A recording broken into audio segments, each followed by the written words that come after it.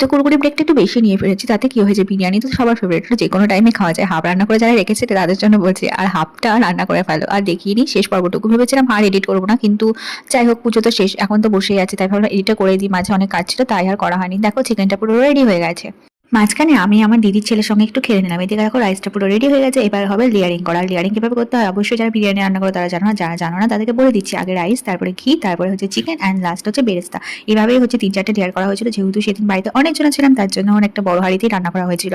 ভিডিওটা অনেক লেটে আপলোড করা হলো জন্য অনেকে হয়তো হাসাহাসি করবে, কিন্তু তাতে আমার কিছু যায় আসে না। কারণ হচ্ছে যেহেতু সময় পাইনি তাই লাস্টে করতে হলো। যেহেতু ভিডিওটা করে রেখেছিলাম, এবার তো সেটাকে ডিলিটও করে দিতে পারছিলাম না, তাই ভাবলাম পুরোটা কমপ্লিট করেই নিই। অ্যান্ড এইভাবে কথা বলতে বলতে দেখো আমাদের পুরো বিরিয়ানিটা রেডি হয়ে গেল। অ্যান্ড লাস্টে যেটা করতে হয়, ঢাকনাটাকে দিয়ে চারিদিকে আটা দিয়ে মুড়ে দিতে হলো।